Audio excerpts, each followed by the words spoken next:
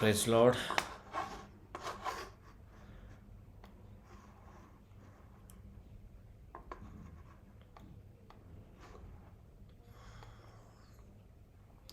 Praise Lord.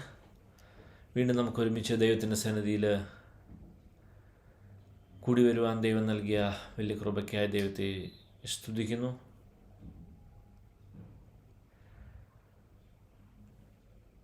ദൈവം നമ്മളെ ഓരോ ദിവസവും അല്ലെങ്കിൽ ഓരോ പ്രാവശ്യവും ദൈവം നമ്മളെ ഓരോ കാര്യങ്ങൾ പഠിപ്പിച്ച് ദൈവം ഉദ്ദേശിച്ച ചില കാര്യങ്ങളിലോട്ട് നമ്മളെ എക്വിപ്പ് ചെയ്തുകൊണ്ടിരിക്കുകയാണ് ഈ ദിവസങ്ങളിൽ. അത് കേവലം ഒരു ആലങ്കാരികമായിട്ട് പറയുന്നതല്ല. യഥാർത്ഥമായ ദൈവത്തിൻ്റെ വചനത്തിന് ആമേൻ, ഹല്ലേലൂയ, അത് ലോഗോസിനപ്പുറമായിട്ട് റീമയായിട്ട് നമ്മുടെ ജീവിതത്തിൽ പ്രവർത്തിക്കുന്നുവെങ്കിൽ അത് ശക്തമായി നമ്മുടെ ജീവിതത്തിൽ അത് വെളിപ്പെടും. അതിന് ശക്തിയുണ്ട്. ആമേൻ, ഹല്ലേലൂയ. നമുക്ക് നമ്മുടേതായ ഡേ ടു ഡേ ലൈഫിന് അതിന് വളരെ പ്രസക്തിയുണ്ട്.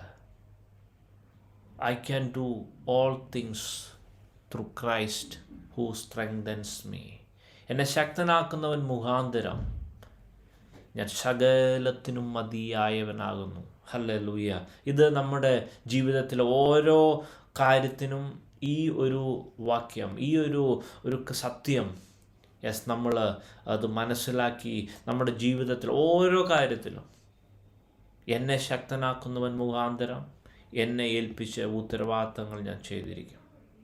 എന്നെ ശക്തനാക്കുന്നവൻ മുഖാന്തരം ഞാൻ യേശുവിനെ ഫോളോ ചെയ്തിരിക്കും. എന്നെ ശക്തനാക്കുന്നവൻ മുഖാന്തരം ഞാൻ ദൈവം എനിക്ക് ചെയ്ത പ്രോമിസുകൾ അതിൽ തന്നെ ഞാൻ ആയിരിക്കുകയും അത് മുഴുവനായി എൻ്റെ ജീവിതത്തിൽ വരികയും ചെയ്യും. എന്നെ ശക്തനാക്കുന്നവൻ മുഖാന്തരം നിത്യജീവൻ്റെ പാതയിൽ നടന്ന് നിത്യജീവനെ പ്രാപിപ്പാൻ ദൈവം എന്നെ സഹായിക്കും. അതെ, അതിന് വിരുദ്ധമായ എല്ലാ സാത്താന്യ പോരാട്ടങ്ങളെയും സാത്താന്യ തന്ത്രങ്ങളെയും എന്നെ ശക്തനാക്കുന്നവൻ മുഖാന്തരം ഓവർകം ചെയ്തിരിക്കും. എന്നെ ശക്തനാക്കുന്നവൻ മുഖാന്തരം ഹല്ലേലൂയ എൻ്റെ രോഗങ്ങളെ, എൻ്റെ ശാപങ്ങളെ, എൻ്റെ സകലവിധമായ ബുദ്ധിമുട്ടുകളെയും എന്നെ ശക്തനാക്കുന്നവൻ മുഖാന്തരം ഞാൻ ഓവർകം ചെയ്ത് എനിക്ക് സൗഖ്യം വരും, എനിക്ക് വിടുതൽ വരും. എന്നെ അനുഗ്രഹത്തിൻ്റെ പാതയിൽ അവൻ നടത്തും. ഹല്ലേലൂയ. ഈ ഒരു ബോധ്യം നമുക്ക് ഓരോരുത്തർക്കും വളരെ ശക്തമായി ഉണ്ടായിരിക്കണം. അത് കേവലം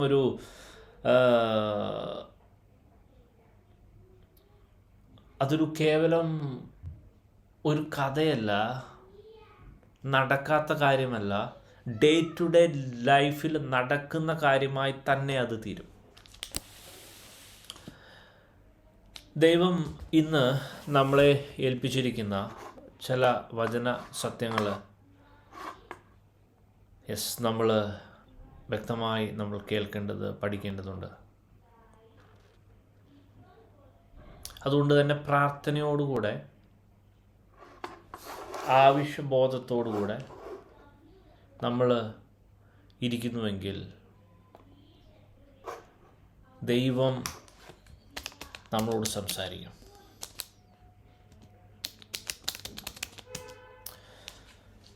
അതിനുവേണ്ടി നമുക്കൊരു വേദഭാഗം നമുക്ക് നോക്കാം.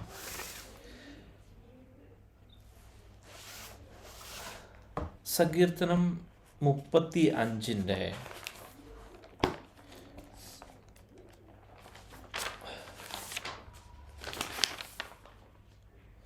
7 വാക്യത്തിൽ ഇങ്ങനെ എഴുതിയിരിക്കുന്നു. സങ്കീർത്തനം 35 7 വാക്യം: കാരണം കൂടാതെ അവർ എനിക്കായി വല ഒളിച്ചു വെച്ചു, കാരണം കൂടാതെ അവർ എൻ്റെ പ്രാണനായി കുഴി കുഴിച്ചിരിക്കുന്നു. അപ്പോൾ ശ്രദ്ധിക്കേണ്ട ഒരു കാര്യം, നമ്മുടെ ശത്രു ദുഷ്ടനാണ്, സാത്താനാണ്. പ്രത്യേകിച്ച് ഒരു കാരണം കൂടാതെ തന്നെ ദുഷ്ടൻ നമ്മുടെ പ്രാണനായി,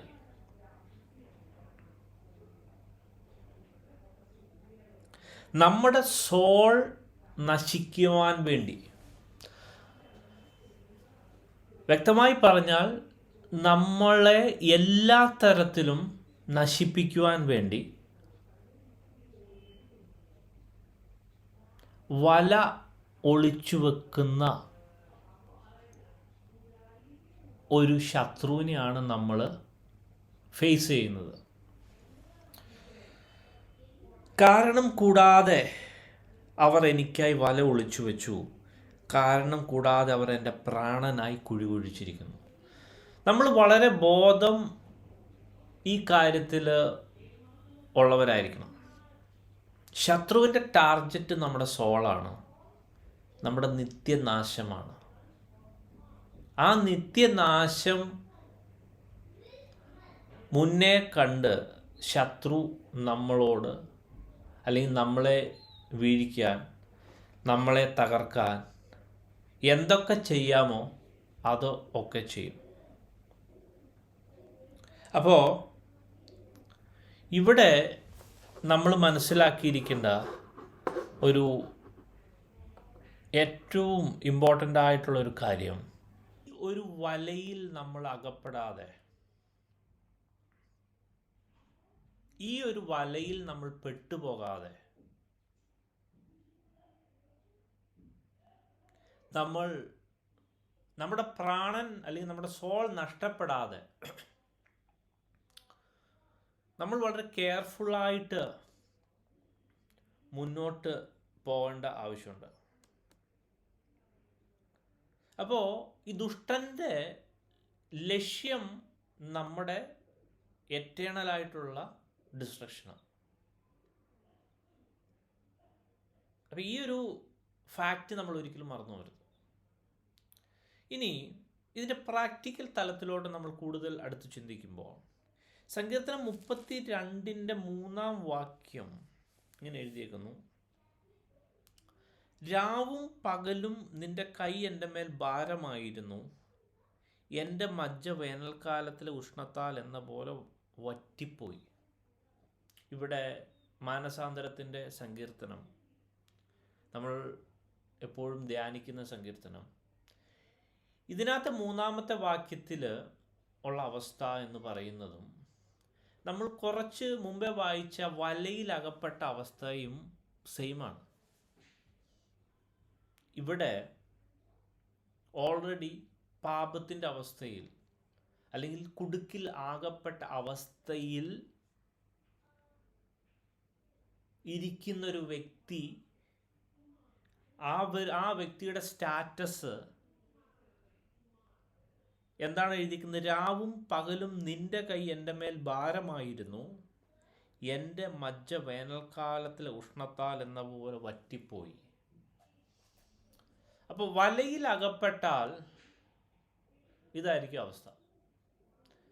രാവും പകലും ദൈവത്തിൻ്റെ കൈ തന്നെ നമ്മുടെ മേൽ ഭാരമായിരിക്കും. അപ്പോൾ സാത്താന് നമ്മളെ കുടുക്കുന്ന വിധം,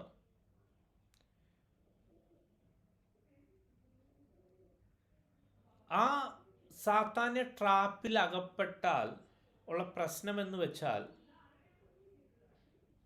പ്രത്യേകിച്ച് പാപത്തിൽ അകപ്പെട്ടാൽ പ്രശ്നം എന്തെന്ന് വെച്ചാൽ, ദൈവത്തിൻ്റെ കൈ തന്നെ നമുക്കെതിരായിരിക്കും.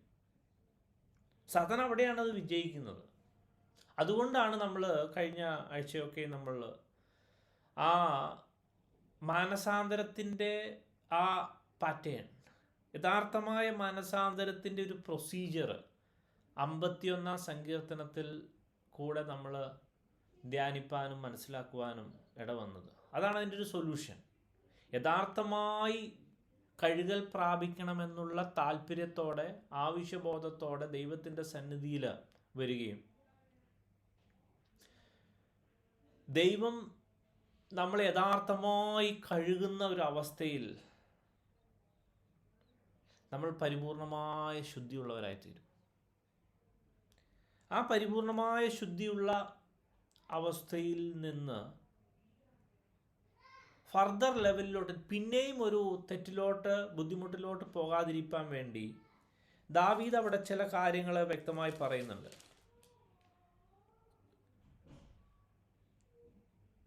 അതിനകത്ത് എഴുതിയിരിക്കുന്ന 6-ാം വാക്യത്തിൽ, അന്തർഭാഗത്തിലെ സത്യമല്ലോ നീ ഇച്ഛിക്കുന്നത്, അന്തരംഗത്തിൽ എന്നെ ജ്ഞാനം ഗ്രഹിപ്പിക്കണമേ. നമ്മൾ കഴിഞ്ഞ ആഴ്ചക്കാലം ബാക്കി ആ വാക്യങ്ങളൊക്കെയും നമ്മൾ ഈ ഒരു 51-ാം അധ്യായം ഒക്കെയും നമ്മൾ വളരെ വ്യക്തമായി നമ്മൾ പഠിച്ചതാണ്. ഇവിടെ 51-ാം സങ്കീർത്തനത്തിൽ 6-ാം വാക്യത്തിൽ എഴുതിയിരിക്കുന്ന കാര്യവും 51-ാം സങ്കീർത്തനത്തിൽ 10-ാം വാക്യത്തിൽ എഴുതിയിരിക്കുന്ന കാര്യവും വളരെ പ്രസക്തമായ വിഷയമാണ്, പ്രസക്തമായ കാര്യങ്ങളാണ്.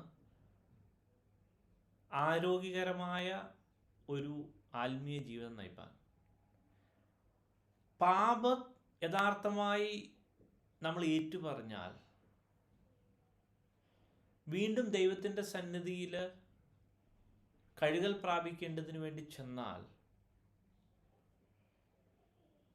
ആ വിശ്വാസത്തോടെ ദൈവത്തിൻ്റെ രക്തം നമ്മുടെ സകല പാപവും പോക്കുമെന്നുള്ള ആ വിശ്വാസത്തോടെ ദൈവത്തിൻ്റെ ഭാഗത്ത് ചെന്നാൽ നമ്മൾ കഴുകൽ പ്രാപിച്ച് നിർമ്മലരായിത്തീരും. പക്ഷേ that is not sufficient for keeping our spiritual life firm and secure. ഇവിടെ ദാവീദ് പറയുന്നൊരു കാര്യം, അന്തർഭാഗത്തിലെ സത്യമല്ലോ നീ ഇച്ഛിക്കുന്നത്. 32-ാം സങ്കീർത്തനത്തിൻ്റെ തുടക്കത്തിൽ നമ്മൾ ലംഘനം ക്ഷമിച്ചും പാപം മറച്ചും കിട്ടിയ മനുഷ്യൻ ഭാഗ്യവാൻ, യഹോവ അകൃത്യം കണക്കിടാതെയും ആത്മാവിൽ കപടമില്ലാതെയും ഇരിക്കുന്ന മനുഷ്യൻ ഭാഗ്യവാൻ. അപ്പോൾ യഥാർത്ഥമായ സത്യം അല്ലെങ്കിൽ കപടമില്ലാത്ത ഒരു അവസ്ഥ, തെറ്റ് ചെയ്താൽ തെറ്റെന്ന് പറയുന്നൊരവസ്ഥ, അല്ലെങ്കിൽ തെറ്റാണ് അത് ശരിയാവണം എന്നുള്ളൊരു attitude is mandatory in spiritual life. ഞാൻ അതല്ല പറയാൻ ആഗ്രഹിക്കുന്നത്, അത് ഇറ്റ്സ് എ മാൻഡേറ്ററി തിങ്. അടുത്ത കാര്യം എഴുതിയിരിക്കുന്നത്, അന്തരംഗത്തിൽ എന്നെ ജ്ഞാനം ഗ്രഹിപ്പിക്കണമേ. ഈ സാത്താൻ ചെയ്യുന്ന ഒരു വലിയൊരു തന്ത്രമാണ് നമുക്ക് വചനത്തെക്കുറിച്ച്, ദൈവത്തെക്കുറിച്ച്, ദൈവത്തിൻ്റെ സിസ്റ്റത്തെക്കുറിച്ച് ഉള്ള ജ്ഞാനം നമുക്ക് വേണ്ട രീതിയിലില്ലെങ്കിൽ നമ്മൾ ഒരു ട്രാപ്പിലാണ്, വലിയ ട്രാപ്പിലാണ്. അപ്പോൾ ദാവീദിന് ഈ കാര്യം അറിയാം. അപ്പം ദാവീദിന് പോലും ഈ ഒരു പ്രാർത്ഥന ആവശ്യമെങ്കിൽ ദൈവത്തെ അത്രയും അടുത്തറിയുന്ന, ദൈവത്തിൻ്റെ ഹൃദയപ്രകാരമുള്ള ദാവീദ് പോലും ഈ ഒരു പ്രാർത്ഥന പ്രാർത്ഥിക്കുന്നുവെങ്കിൽ നമ്മൾ ഈ പ്രാർത്ഥന എത്ര അധികം പ്രാർത്ഥിക്കണം. നമ്മുടെ അകത്തൊരു ആവശ്യബോധമില്ലെങ്കിൽ, ഈ ആവശ്യബോധം ജനിക്കുന്നത് നമുക്കിതിനെക്കുറിച്ചുള്ള അറിവ് വർദ്ധിക്കുന്നതനുസരിച്ചാണ്.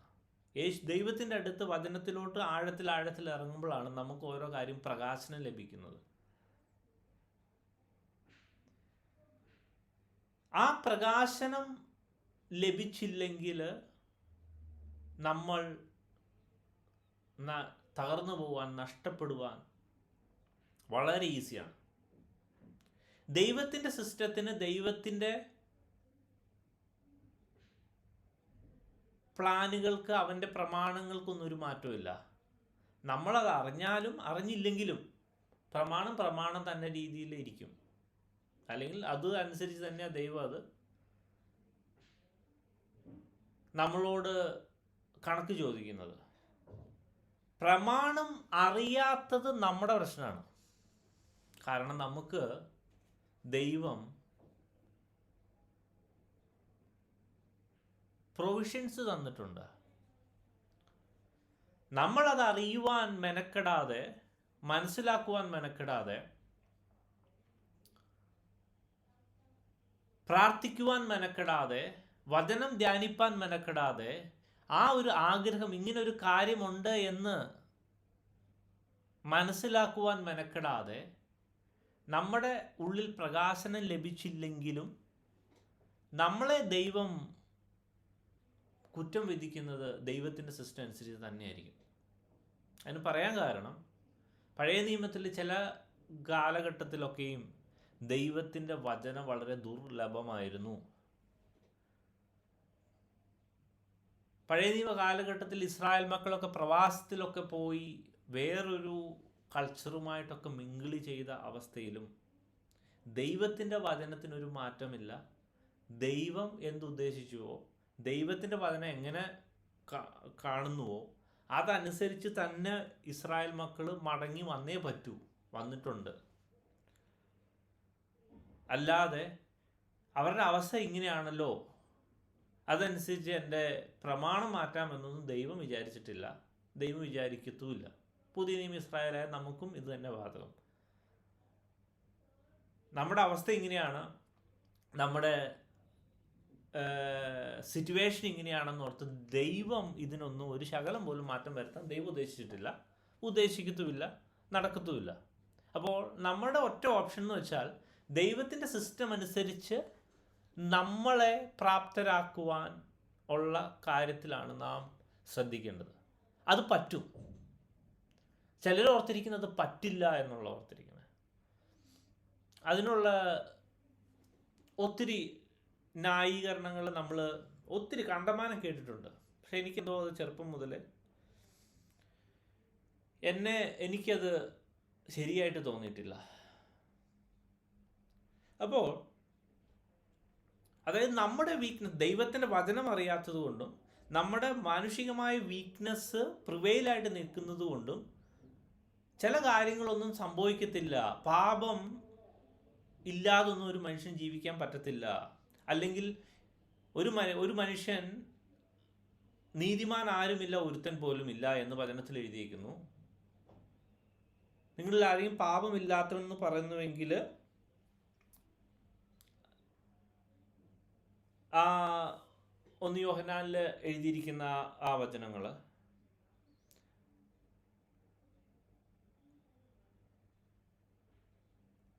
അപ്പോൾ അങ്ങനെയുള്ള ചില വചനങ്ങൾ എടുത്തുകൊണ്ട് ഒരു മനുഷ്യൻ്റെ ടൈം സ്കെയിൽ മുഴുവനും അനീതിയുള്ള വ്യക്തിയായിരിക്കും. ഒരു മനുഷ്യൻ എത്രത്തോളം ഏറ്റു പറഞ്ഞാലും എത്രത്തോളം കഴുകൽ പ്രാപിച്ചാലും പാപിയായിരിക്കും എന്നുള്ള ചില തെറ്റായ ചിന്താഗതി ക്രിസ്ത്യ ജീവിതത്തിൽ കടന്നുകൂടിയിട്ടുണ്ട്. പക്ഷെ അത് സത്യമല്ല ആക്ച്വലി. കാരണം ഇതേ പൗലോസും ഇതേ യോഹന്നാനും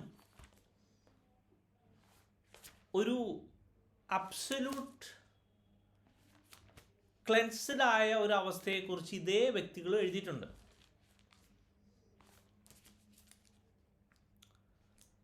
തെസ്സലോനിക്ക ലേഖനം 5-ാം അധ്യായത്തിൽ 23-ാം വാക്യം, സമാധാനത്തിൻ്റെ ദൈവം നിങ്ങളെ മുഴുവനും ശുദ്ധീകരിക്കുമാറാകട്ടെ. നിങ്ങളുടെ ആത്മാവും പ്രാണനും ദേഹവും അശേഷം നമ്മുടെ കർത്താവായ യേശുക്രിസ്തുവിൻ്റെ പ്രത്യക്ഷതയിൽ അനിന്യമായി വെളിപ്പെടും വണ്ണം കാക്കപ്പെടുമാറാകട്ടെ. ഒരിക്കലും സംഭവിക്കാത്ത പ്രാർത്ഥന ആണോ ഇവിടെ പൗലോസ് പ്രാർത്ഥിക്കുന്നത്? കാരണം അടുത്ത വാക്യത്തിൽ എഴുതിയിരിക്കുന്നു, നിങ്ങളെ വിളിക്കുന്നവൻ വിശ്വസ്തനാകുന്നു, അവൻ അത് നിവർത്തിക്കും. ഇവിടെ പൗലോസ് എഴുതിയിരിക്കുന്ന നീതിമാൻ ആരുമില്ല, ഒരുത്തൻ പോലുമില്ല എന്നുള്ള ആ വാക്യം ഒരു പർട്ടിക്കുലർ ഒരു തീമിനെ എസ്റ്റാബ്ലിഷ് ചെയ്യുവാൻ വേണ്ടി, അല്ലെങ്കിൽ once you were in that position, but this is not applicable for throughout our life. Especially യേശു വരുമ്പോഴും അനീതിയായിട്ട് നിന്നാൽ ഇവിടെ കിടക്കുകയുള്ളൂ. അതേ പൗലോസ് തന്നെ വളരെ വ്യക്തമായിട്ട് എഴുതിയിരിക്കുന്നു, നമ്മുടെ ആത്മാവും പ്രാണനും ദേഹവും, ബോഡി അടക്കം എഴുതി പറയുന്നത്, ആത്മാവ്, പ്രാണൻ, ബോഡി, അശേഷം ബ്ലെയിംലെസ് ആയിട്ട് യേശുക്രിസ്തുവിൻ്റെ പ്രത്യക്ഷതയിൽ കാക്കപ്പെടുത്തുവാൻ ദൈവത്തിന് പറ്റും. Try to understand that fact. ഇത് പൗലോസിൻ്റെ വെർഷൻ. പിന്നെ യോഹന്നാൻ്റെ കൺഫർമേഷൻ, അല്ലെങ്കിൽ ഈ ഒരു കാര്യത്തിലുള്ള യോഹന്നാൻ്റെ കൺഫർമേഷൻ എന്ന് പറയുന്നത് 1 യോഹന്നാൻ 3-ാം അധ്യായത്തിൽ, പ്രിയമുള്ളവരെ, നാം ഇപ്പോൾ ദൈവമക്കളാകുന്നു, നാം ഇന്നത് ആകും എന്ന് ഇതുവരെ പ്രത്യക്ഷമായില്ല. അവൻ പ്രത്യക്ഷമാകുമ്പോൾ നാം അവനെ താൻ ഇരിക്കും പോലെ തന്നെ കാണേണ്ടതാകൊണ്ട് അവനോട് സദൃശന്മാരാകും എന്ന് നാം അറിയുന്നു. അവനിൽ ഈ പ്രത്യാശയുള്ളവൻ എല്ലാം അവൻ നിർമ്മലനായിരിക്കുന്നത് പോലെ തന്നെത്താൻ നിർമ്മലീകരിക്കുന്നു. എഗെയിൻ, ഒരിക്കലും സംഭവിക്കാത്ത കാര്യം എന്നാണോ ഇവിടെ യോഹന്നാൻ അപ്പോസ്തലൻ എഴുതിയിരിക്കുന്നത്? വ്യക്തമായി അവൻ നിർമ്മലനായിരിക്കുന്നത് പോലെ നിർമ്മലനാകുവാൻ പറ്റും. First of all you need to believe that truth. ഇതൊരു സത്യമാണ്, വചനമാണ്. പൗലോസ് പറയുന്നു, നമ്മുടെ ആത്മാവും പ്രാണനും ദേഹവും അശേഷം പെർഫെക്റ്റ്ലി ബ്ലെയിംലെസ് ആയിട്ട് കീപ്പ് ചെയ്യാൻ ഈ ദൈവത്തിന്, എൻ്റെ യേശുവിന് പറ്റുമെന്ന് ഉള്ള ഒരു സത്യം ആദ്യം മനസ്സിലാക്കുക. അതിന് പ്രാർത്ഥിക്കുക. ദൈവം വ്യക്തമായിട്ട് അതിൻ്റെ പ്രൊസീജിയർ പറഞ്ഞു തരും.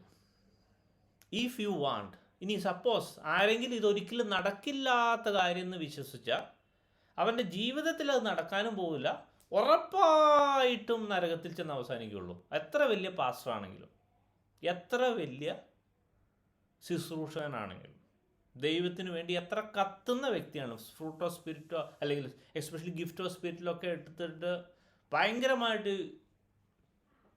ഇതുള്ള അവസ്ഥയാണെങ്കിലും, പക്ഷേ ഇതൊരു ആവശ്യബോധത്തോടെ വചനത്തിൽ എഴുതിയിരിക്കുന്നു. ഞാൻ വിശുദ്ധനായിരിക്കുന്നത് പോലെ വിശുദ്ധനാകുവാൻ പറ്റുമെന്നുള്ള സത്യം ഏറ്റെടുത്ത് അതിനുവേണ്ടി പ്രത്യാശിക്കുകയും പ്രാർത്ഥിക്കുകയും ചെയ്താൽ ഇത് സാധിക്കും. ഇനി അതെങ്ങനെ സാധിക്കും, അല്ലെങ്കിൽ practically how this will happen to us,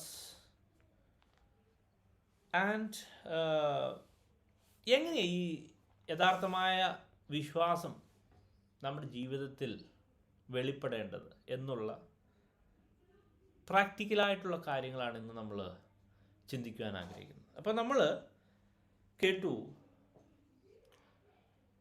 സങ്കീർത്തനം 35:7 അവൻ വല വിരിച്ചിരിക്കുക. ടാർഗറ്റ് നമ്മുടെ പ്രാണന. 32-ാം സങ്കീർത്തനം 3-ാം വാക്യത്തിൽ എഴുതിയിരിക്കുന്നു, നമ്മൾ യഥാർത്ഥമായി അല്ലെങ്കിൽ മിണ്ടാതിരിക്കുകയാണെങ്കിൽ, നമ്മുടെ പാപം ഹൈഡ് ചെയ്തോ അല്ലെങ്കിൽ പ്രത്യേകമായൊരു ട്രാപ്പിലാണെങ്കിൽ നമ്മുടെ അവസ്ഥ എന്ന് പറയുന്നത് രാവും പകലും ദൈവത്തിൻ്റെ കൈ ഭാരമായിരിക്കുന്ന ഒരവസ്ഥയാണ്. അത് ട്രാപ്പിൽ പെട്ട ഒരവസ്ഥയാണ്. അതിൻ്റെ എക്സിറ്റ് അല്ലെങ്കിൽ അതിൽ നിന്നുള്ള വിടുതൽ നമ്മൾ കഴിഞ്ഞ ആഴ്ചക്കാലം 51-ാം സങ്കീർത്തനത്തിൽ കൂടെ ഒക്കെ ഡീറ്റെയിൽ ആയിട്ട് ആ കഴിവുകൾ പ്രാപിക്കുന്ന കാര്യമൊക്കെ കണ്ടു. അതിന് ശേഷമുള്ള കാര്യങ്ങളാണ് നമ്മൾ ഡിസ്കസ് ചെയ്തത്. ഇനി നമുക്കതിനെ കുറിച്ച് ഡീറ്റെയിൽ ആയിട്ട് ചിന്തിക്കേണ്ടതുണ്ട്. നമുക്ക് അതിനുവേണ്ടി 1 പത്രോസ് 2-ാം അധ്യായം 6 മുതൽ 8 വരെയുള്ള വാക്യങ്ങൾ വായിക്കാം. 1 പത്രോസ് 2-ാം അധ്യായം 6 മുതൽ 8 വരെയുള്ള വാക്യങ്ങൾ.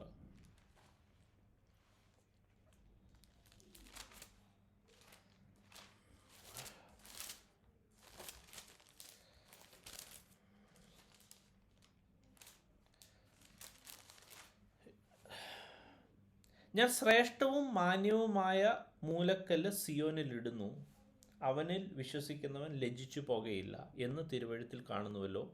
വിശ്വസിക്കുന്ന നിങ്ങൾക്ക് ആ മാന്യതയുണ്ട്, വിശ്വസിക്കാത്തവർക്കോ വീട് പണിയുന്നവർ തള്ളിക്കളഞ്ഞ കല്ല് തന്നെ മൂലക്കല്ലും ഇടർച്ചക്കല്ലും തടങ്കൽ പാറയുമായി തീർന്നു. അവർ വചനം അനുസരിക്കാകിയാൽ ഇടറിപ്പോകുന്നു. Let me read it in English. Verse number 6 onwards. For this is contained in Scripture. Behold, I lay in Zion a choice stone, a precious cornerstone, and he who believes in him will not be disappointed. This precious value then is for you who believe, but for those who disbelieve, the stone which the builder rejected, this became the very cornerstone, and a stone of stumbling and a rock of offense. For they stumble because they are disobedient to the word, and to this doom they were also appointed. നമുക്ക് അറിയാവുന്ന ഒരു വചനവേദഭാഗമാണ്. ഇവിടെ അപ്പോസ്തലനായ പത്രോസ് പഴയ നിയമത്തിലെ യെശയ്യാ പ്രവചനം 28:16 അവിടെയാണ് ഈ ഒരു അതും അതുപോലെ തന്നെ സങ്കീർത്തനം 118:22 ഇവിടെ കോട്ട് ചെയ്തിരിക്കുന്നത്. അത് രണ്ടും ക്ലബ്ബ് ചെയ്തിട്ടാണ് എഴുതിയിരിക്കുന്നത്. ഈ വേദഭാഗത്തിൽ നമ്മുടെ പ്രാക്ടിക്കൽ ക്രിസ്ത്യൻ ലൈഫുമായിട്ട് വളരെ ബന്ധമുണ്ട്. ഇവിടെ ഇങ്ങനെ എഴുതിയിരിക്കുന്നു,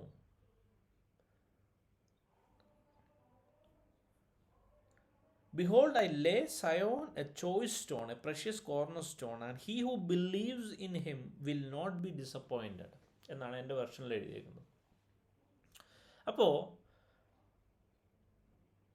യേശു ആകുന്ന ആ അടിസ്ഥാനത്തെ, ആ കോർണർ സ്റ്റോണിനെ യഥാർത്ഥമായി വിശ്വസിക്കുന്ന വ്യക്തിയാണ് നമ്മളെങ്കിൽ വചനപ്രകാരം ഉറപ്പായിട്ടും എഴുതിയിരിക്കുന്നു, നമ്മൾ ലജ്ജിച്ചു പോകത്തില്ല. ഇനി ഒരു കാര്യത്തിനും, അല്ലെങ്കിൽ ദൈവം നമ്മളെ ലജ്ജിപ്പിക്കാനല്ല വിളിച്ചത്, ലജ്ജിക്കേണ്ട അവസ്ഥ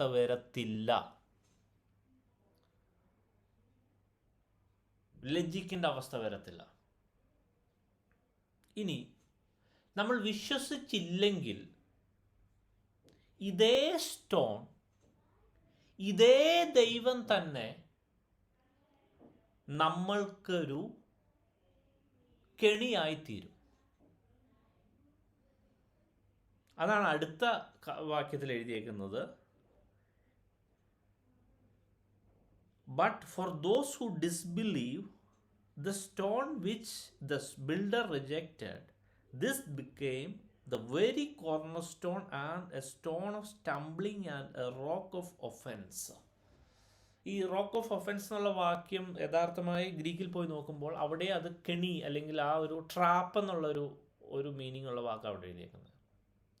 32-ാം സങ്കീർത്തനത്തിൽ ആരുടെ കൈയാണ് നമ്മുടെ മേൽ ഭാരമായിരിക്കുന്നത്?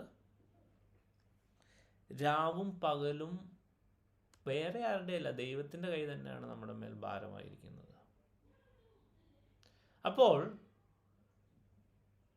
ഒരു സ്ഥലത്ത് ഇതേ യേശു തന്നെയാണ് രക്ഷ, ഇതേ യേശു തന്നെയാണ് നമുക്ക് ശിക്ഷയ്ക്ക് കാരണമായി തീരുന്നത്. വിശ്വസിക്കേണ്ട വണ്ണം വിശ്വസിച്ചാൽ നമ്മൾ ലജ്ജിച്ചു പോകത്തില്ല, നമുക്ക് ഡിസപ്പോയിൻ്റ് ആവേണ്ടി വരില്ല. അതേസമയം വിശ്വസിച്ചില്ലെങ്കിൽ ഇതേ സിസ്റ്റം തന്നെ നമ്മൾക്കൊരു കെണിയായി, നമ്മുടെ കെണി എന്ന് പറയുമ്പോൾ ശ്രദ്ധിക്കണം, നമ്മൾ ആദ്യം ചിന്തിച്ച കാര്യങ്ങൾ തന്നെ ചിന്തിക്കണം. That will ultimately make sure that we will end up in eternal hell, eternal destruction. ഇനി അതിന് അല്ലെങ്കിൽ അതിന് കൂടുതൽ ക്ലാരിറ്റിക്ക് വേണ്ടി ഈ പത്രോസ് ഇത് എടുത്തത് യെശയ്യാ പ്രവചനം 28-ാം അധ്യായത്തിൽ നിന്നാണ്. നമുക്ക് ആ അതിൻ്റെ ബേസ്, അതിൻ്റെ ബാക്ക്ഗ്രൗണ്ടിൽ തന്നെ പോയി നോക്കാം, നമുക്കത് വ്യക്തമായി മനസ്സിലാവും. യെശയ്യാ പ്രവചനം 28:16 വാക്യത്തിലാണ് ഇങ്ങനെ എഴുതിയിരിക്കുന്നത്. അതുകൊണ്ട് യഹോവയായ കർത്താവ് ഇപ്രകാരം അരുളി ചെയ്യുന്നു, ഇതാ ഞാൻ സിയോനിൽ ഉറപ്പുള്ള അടിസ്ഥാനമായി ശോധന ചെയ്ത കല്ലും വിലയേറിയ മൂലക്കല്ലുമായി ഒരു അടിസ്ഥാനം ഇട്ടിരിക്കുന്നു. മലയാളം വിശ്വസിക്കുന്നവൻ ഓടിപ്പോകയില്ല എന്നാണ് ഇവിടെ എഴുതിയിരിക്കുന്നത്. Let me read it in English. Therefore thus says the Lord God, behold, I am laying in Zion a stone, a tested stone, a costly cornerstone, for the foundation firmly placed. He who believes in it will not be disturbed. Okay, ഇതാണ് പത്രോസ് എടുത്ത് എഴുതിയിരിക്കുന്നത്. പക്ഷേ ഇവിടെ ഈ യെശയ്യാ പ്രവചനത്തിൽ 16 വാക്യം തുടങ്ങുന്നത് therefore thus says the Lord. അപ്പോൾ ദൈവം അത് പറയാൻ ഒരു കാരണമുണ്ട്. ആ കാരണം എന്താണെന്ന് നോക്കാം. 14 വാക്യം മുതൽ വായിക്കുമ്പോൾ മനസ്സിലാവും. Therefore hear the word of the Lord, O scoffers, who rule this people who are in Jerusalem, because you have said, we have made a covenant with death and with Sheol. We have made a pact. The overwhelming scourge will not reach us when it passes by, for we have made falsehood and refuge. We have made falsehood our refuge, and we have concealed ourselves with deception. അതുകൊണ്ട് യെരൂശലേമിലെ ഈ ജനത്തിൻ്റെ അധിപതികളായ പരിഹാസികളെ, യഹോവയുടെ വചനം കേൾക്കുവിൻ. ഞങ്ങൾ മരണത്തോട് സഖ്യതയും പാതാളത്തോട് ഉടമ്പടിയും ചെയ്തിരിക്കുന്നു. പ്രവഹിക്കുന്ന ബാധ ആക്രമിക്കുമ്പോൾ അത് ഞങ്ങളോട് അടുത്തു വരികയില്ല. ഞങ്ങൾ ഭോഷ്കിനെ ശരണമാക്കി വ്യാജത്തിൽ ഒളിച്ചിരിക്കുന്നു എന്ന് നിങ്ങൾ പറഞ്ഞുവല്ലോ. അതിനുശേഷമാണ് അതുകൊണ്ട് കർത്താവ് കോർണർ സ്റ്റോൺ തന്നേക്കുന്നത്. കുറച്ചുകൂടെ വ്യക്തമായി പറഞ്ഞാൽ, ഇസ്രായേൽ മക്കൾ ഫാൾസ്ഹുഡിലും ഡിസപ്ഷനിലും ബേസ് ചെയ്ത്,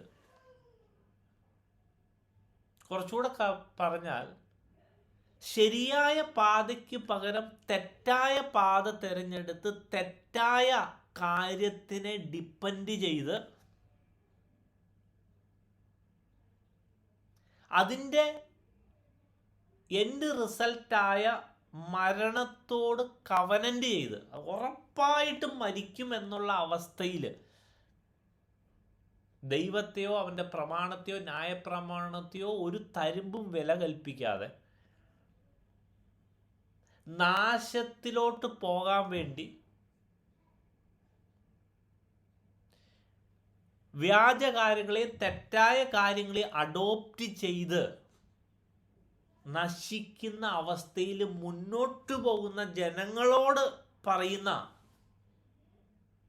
കാര്യമാണ്, ഞാൻ സിയോനിലൊരു മൂലക്കല്ല് അടിസ്ഥാനമിടുമെന്ന് ദൈവം ഇവിടെ അരുളി ചെയ്യുന്നത് യേശുവിനെ കുറിച്ച്.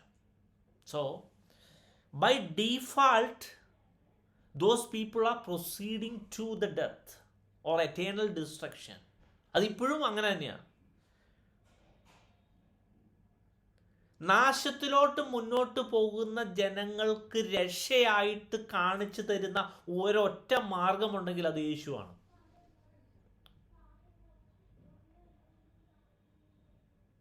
ഇവിടെ നമ്മൾ കാണുന്നത് അതിനിൽ വിശ്വസിക്കുന്ന, ആ കാര്യത്തിൽ, ആ യേശുവിൽ വിശ്വസിക്കുന്നവൻ നശിച്ചു പോകത്തില്ല. ആ യേശുവിൽ വിശ്വസിക്കുന്നവൻ ഡിസ്റ്റർബ് ആകത്തില്ല. ആ യേശുവിൽ വിശ്വസിക്കുന്നവൻ അഷേംഡ് ആകത്തില്ല. പക്ഷേ വിശ്വസിച്ചില്ലെങ്കിൽ ഉറപ്പായിട്ടും കൺഫേംഡ് ആയ ഡെത്ത് കിട്ടും. അതാണ് ഇവിടുത്തെ വചനം എഴുതിയിരിക്കുന്നത്.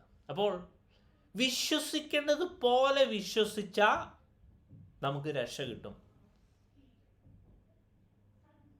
വിശ്വസിച്ചില്ലെങ്കിൽ അതേ കാരണം കൊണ്ട് അതേ യേശു അതേ സിസ്റ്റം തന്നെ നമുക്ക് കെണിയായി തീരും, ഡിസ്ട്രക്ഷനായി തീരും. Okay, so point. അപ്പോൾ this is a everlasting fact, confirmed fact in our studies. ഇപ്പോൾ ഇതിൻ്റെ പോയിന്റ് നെക്സ്റ്റ്, എങ്ങനെയാ ശരിക്കും യേശുവിനെ വിശ്വസിക്കുക? ഇവിടെ യേശു വളരെ കറക്റ്റായിട്ട് പറയുന്നു, അവനിൽ വിശ്വസിക്കുന്നവൻ ലജ്ജിച്ചു പോകത്തില്ല. പിന്നെ എന്തുകൊണ്ടാണ് എൻ്റെ ജീവിതത്തിൽ ലജ്ജ വരുന്നത്? എന്തുകൊണ്ടാണ് കാര്യങ്ങൾ ശരിയാകാത്തത്? എവിടെയാണ് തെറ്റ്? എവിടെയാണ് പ്രശ്നം?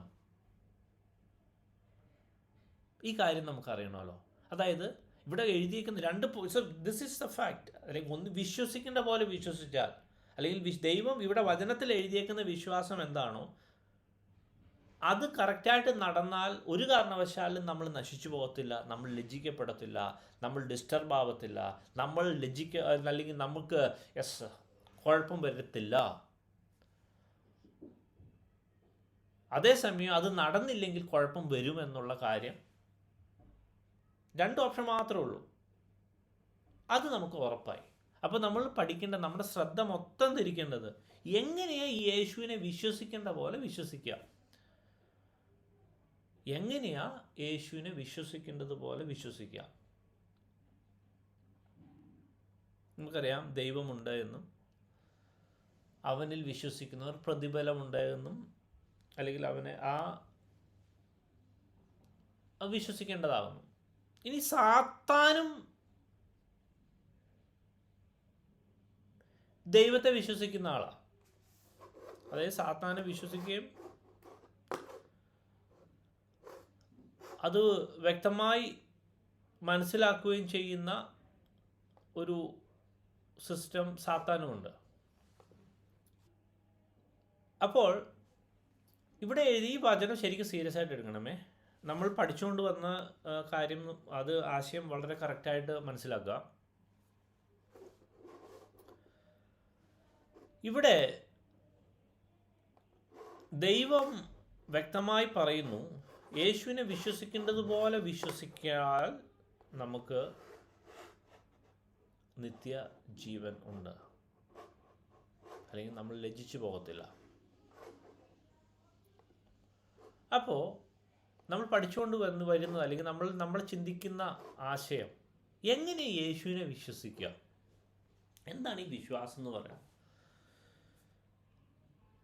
ഈ യാക്കോബിൻ്റെ ലേഖനത്തിൽ വളരെ കറക്റ്റായിട്ട് പറയുന്നു, ഒരു തമാശ രീതിയിൽ പറയുന്നു, ദൈവം ഏകൻ എന്ന് വിശ്വസിക്കുന്നു. കൊള്ളാം. അതായത് ദൈവമുണ്ട്, യേശു ഉണ്ട്, യേശു വന്നതാണ്, യേശു ദൈവമാണ്, കൊള്ളാം.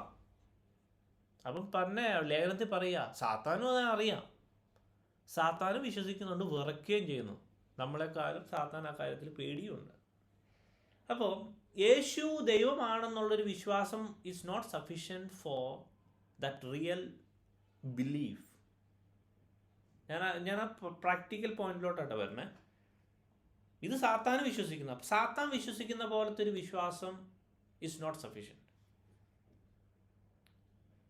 കാരണം സാത്താൻ ഈ ഫാക്റ്റ് അറിയാം, പക്ഷെ ദൈവത്തിനെതിരായിട്ട് പ്രവർത്തിക്കുന്ന ഒരു സിസ്റ്റമാണ് സാത്താൻ്റെ സിസ്റ്റം. അപ്പോൾ പലർക്കും നമുക്കുള്ള വിശ്വാസം സാത്താനുള്ള വിശ്വാസമാണോ? അതാണെങ്കിൽ പ്രശ്നമാണ്. That is not sufficient. കാരണം നമ്മുടെ ലൈഫിന് വേണ്ടി, നമ്മുടെ നിത്യജീവന് വേണ്ടി, ദൈവത്തിൻ്റെതായ സിസ്റ്റത്തിന് വേണ്ടി, ദൈവത്തിൻ്റെ ഇഷ്ടം നമ്മുടെ ജീവിതത്തിൽ ആയിത്തീരുവാൻ വേണ്ടിയുള്ള ഒരു ഓപ്ഷനാണ് യേശു. ഒറ്റ ഓപ്ഷനെ തന്നിട്ടുള്ളൂ, വേറൊരു ഓപ്ഷൻ നമുക്കില്ല. ഒന്നിൽ യേശുവിനെ വിശ്വസിക്കേണ്ട പോലെ വിശ്വസിക്കുക. അത് ചെയ്യാതിരുന്നാൽ ഓട്ടോമാറ്റിക്കലി നമ്മൾ റിജക്ഷനിലോട്ട്, ട്രാപ്പിൽ അകപ്പെട്ട് നമ്മുടെ സോൾ നശിച്ചു പോകും അൾട്ടിമേറ്റ്ലി. അപ്പോൾ പോയിന്റ് നമ്മൾ ചിന്തിച്ചുകൊണ്ടിരിക്കുന്നത് എങ്ങനെയായി വിശ്വസിക്കുക? അപ്പോൾ അതിനകത്ത് ഏറ്റവും അടിസ്ഥാനപരമായിട്ട് തന്നെ മനസ്സിലായി, ജസ്റ്റ് ദൈവം ഉണ്ടെന്നൊന്നും വെച്ചിട്ടൊന്നും കാര്യമില്ല. അത് സാത്താനും അറിയുന്നൊരു വിശ്വാസമാണ്. എങ്ങനെയാണ് ശരിക്കും വിശ്വസിക്കുക? അതാണ് അടുത്ത പോയിന്റ്. അവിടെയാണ് അതിൻ്റെ സീക്രട്ട് ഇരിക്കുന്നത്. അവിടെയാണ് അതിൻ്റെ വ്യത്യാസം ഇരിക്കുന്നത്, നമ്മുടെ രക്ഷയിരിക്കുന്നത് ആ ഒരു പോയിന്റിലാണ്. നമുക്ക് അതിനു വേണ്ടി വിശ്വാസത്തിൻ്റെ പിതാവായ അബ്രഹാം വിശ്വസിച്ചൊരു പാറ്റേൺ ഉണ്ട്. അബ്രഹാം ദൈവത്തെ വിശ്വസിച്ച, അബ്രഹാം ദൈവത്തെ ഫോളോ ചെയ്തൊരു പാറ്റേൺ ഉണ്ട്. അത് തന്നെ ഏറ്റവും കറക്റ്റായിട്ടുള്ള പാറ്റേൺ, നമുക്ക് അഡോപ്റ്റ് ചെയ്യാൻ പറ്റിയ പാറ്റേൺ. അതിനുവേണ്ടി നമുക്ക് ഉൽപ്പത്തി പുസ്തകം 17-ാം അധ്യായത്തിലോട്ട് പോകാം. അവിടുന്ന് നമുക്ക് ചില കാര്യങ്ങൾ ചിന്തിക്കാം. 17-ാം അധ്യായം ഞാൻ ആ വചന ഭാഗങ്ങൾ വായിക്കാൻ ആഗ്രഹിക്കുന്നു. കാരണം ഇത് വളരെ ഇമ്പോർട്ടൻ്റാണ്. നമുക്ക് മനസ്സിലായി, ഒന്നുകിൽ രക്ഷ അല്ലെങ്കിൽ ശിക്ഷ. ഒന്നുകിൽ യേശുവിൽ വിശ്വസിച്ചുള്ള രക്ഷ, അല്ലെങ്കിൽ യേശുവിൽ വിശ്വസിക്കാതുള്ള രക്ഷ. അത് എങ്ങനെ വിശ്വസിക്കണമെന്നുള്ള മർമ്മപ്രധാനമായ കാര്യത്തിലോട്ടാണ് നമ്മളിപ്പോൾ വന്നിരിക്കുന്നത്. ആശയത്തിൽ ഇതിൽ ഉള്ള ആ ജ്ഞാനത്തിൽ, ദൈവത്തിൻ്റെ റെവലേഷനിലുള്ള അജ്ഞത നിമിത്തവും ആൾക്കാർ നശിക്കാം. So try to give all your attention to this particular very essential fact, how to believe. എന്താണ് ഈ ദൈവം വിശ്വസിക്കുക എന്ന് പറഞ്ഞതിൽ ഉദ്ദേശിച്ചിരിക്കുന്നത് എന്നുള്ള കാര്യം പ്രാർത്ഥനയോടെ, ദൈവമേ എന്നോട് സംസാരിക്കണമേ, വിശ്വസിക്കേണ്ടതുപോലെ ഇന്നു മുതൽ വിശ്വസിപ്പാൻ എന്നെയും ശക്തമാക്കണമേ എന്ന് പ്രാർത്ഥനയോടുകൂടെ ഇരിക്കുന്നുവെങ്കിൽ ഓരോരുത്തരുടെയും ജീവിതത്തിൽ വിശ്വാസത്തിൻ്റെ പാറ്റേൺ മാറും. Try to understand, try to perceive it correctly. So in order to understand those most important factor in our life, with prayerful heart, try to listen it carefully. ദൈവം ഈ വേദഭാഗം മുഴുവൻ വായിക്കാൻ പറയുന്നു. അതുകൊണ്ട് ഞാൻ വായിക്കുന്നു. ഉൽപ്പത്തി പുസ്തകം 17-ാം അധ്യായം 1 മുതൽ താഴോട്ട്. അബ്രഹാമിന് 99 വയസ്സായപ്പോൾ യഹോവ അബ്രഹാമിന് പ്രത്യക്ഷനായി അവനോട്, ഞാൻ സർവശക്തിയുള്ള ദൈവം ആകുന്നു, നീ എൻ്റെ മുമ്പാകെ നടന്ന് നിഷ്കളങ്കനായിരിക്കാം. ഇവിടെ ദൈവം അബ്രഹാമിന് 99-ാമത്തെ വയസ്സിൽ പ്രത്യക്ഷനായിട്ട്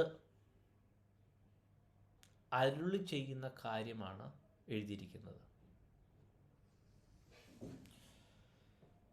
99-ാം വയസ്സിൽ അരുളി ചെയ്യുന്ന സമയത്ത് മനസ്സിലാക്കുക, അബ്രഹാം 75-ാം വയസ്സിലാണ് ദൈവം പറഞ്ഞിട്ട് തൻ്റെ ചാർച്ചക്കാരെയും പിതൃഭവനത്തെയും വിട്ട് ദൈവം കാണിപ്പാനിരിക്കുന്ന ദേശത്തേക്ക് പോകാമെന്ന് പറഞ്ഞിട്ട് പോയി തുടങ്ങിയത്.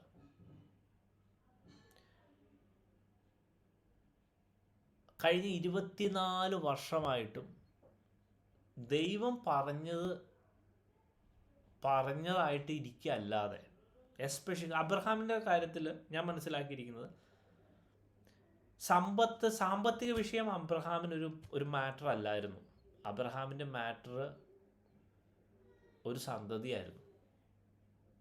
അബ്രഹാമിൻ്റെ ഏറ്റവും ആവശ്യം തലമുറയായിരുന്നു. നമ്മൾ ആ കാര്യം ചിന്തിക്കേണ്ടതുണ്ട്. ഞാൻ ഈ 17-ാം അധ്യായത്തിലെ അടുത്ത വാക്യങ്ങളോട് വായിക്കാം. എനിക്കും നിനക്കും മധ്യേ ഞാൻ എൻ്റെ നിയമം സ്ഥാപിക്കും, നിന്നെ അധികമായി വർദ്ധിപ്പിക്കും എന്ന് അരുളി ചെയ്തു. അപ്പോൾ അബ്രഹാം സാഷ്ടാംഗം വീണു. ദൈവം അവനോട് അരുളി ചെയ്തതെന്തെന്നാൽ, എനിക്ക് നിന്നോടൊരു നിയമമുണ്ട്, നീ ബഹുജാതികൾക്ക് പിതാവാകും.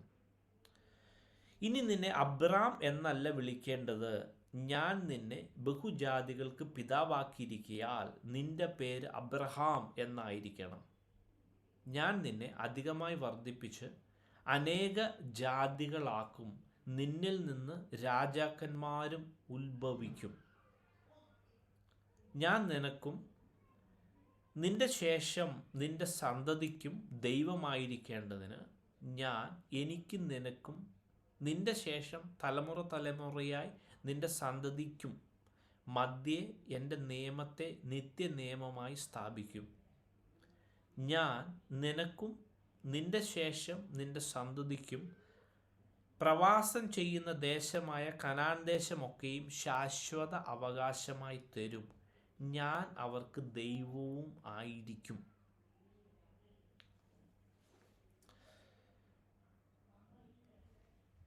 നാം പ്രാക്ടിക്കലായിട്ട് ഈ ഒരു വിഷയത്തെ കാണണേ.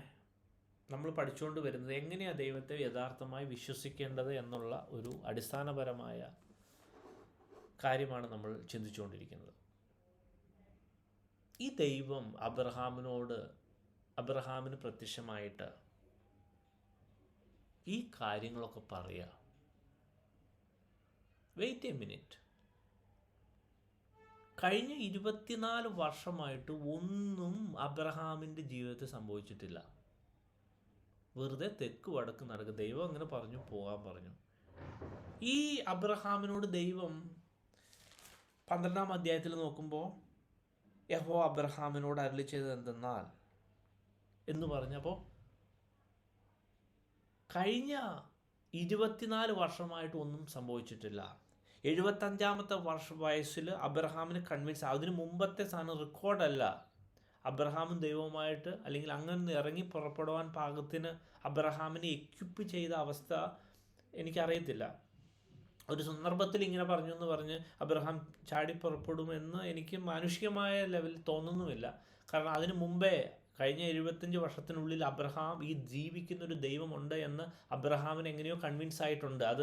അത് റെക്കോർഡഡ് അല്ല എന്ന് മാത്രമേ ഞാൻ വിചാരിക്കുന്നുള്ളൂ. അറിയില്ല, ഐ ഡോണ്ട് നോ.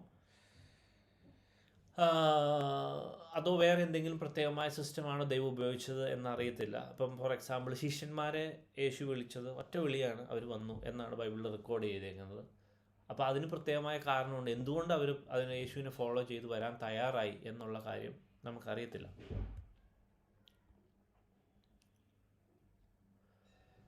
അപ്പോൾ അതേപോലെ 75 അപ്പം നമ്മൾ അതൊക്കെ വിട്ടേരെ. 75-ാം വയസ്സ് മുതലുള്ള കാര്യം നോക്കുക.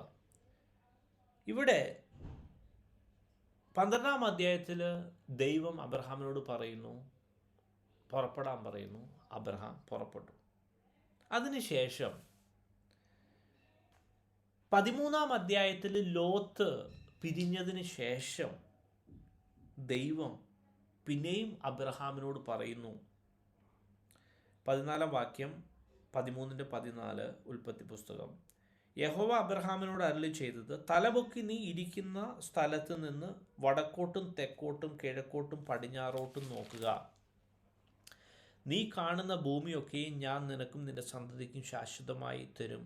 ഞാൻ നിന്റെ സന്തതിയെ ഭൂമിയിലെ പൊടി പോലെയാക്കും. ഭൂമിയിലെ പൊടിയെ എണ്ണുവാൻ കഴിയുമെങ്കിൽ നിന്റെ സന്തതിയും എണ്ണാം. നീ പുറപ്പെട്ട് ദേശത്ത് നെടുകയും കുറുകയും സഞ്ചരിക്കുക. ഞാനത് നിനക്ക് തരും. അപ്പോൾ അബ്രഹാം കൂടാരം നീക്കി ഹെബ്രോനിൽ മമ്രയുടെ തോപ്പിൽ വന്ന് പാർത്തു. അവിടെ യഹോവയ്ക്കൊരു യാഗപീഠം പണിതു. ശ്രദ്ധിക്കണേ, അബ്രഹാം 75-ാം വയസ്സിൽ ദൈവം പറയുന്നതനുസരിച്ച് പുറപ്പെട്ടു. മറുത്തൊന്നും പറഞ്ഞില്ല. 13-ാം അധ്യായത്തിൽ ലോത്ത് പിരിഞ്ഞതിന് ശേഷം വീണ്ടും ദൈവം പ്രത്യക്ഷമായിട്ട് പറഞ്ഞു. ഇവിടെ കാണുന്നു, നീ പുറപ്പെട്ട ദേശത്ത് നെടുകയും കുറുകയും സഞ്ചരിക്കുക, ഞാനത് നിനക്ക് തരും.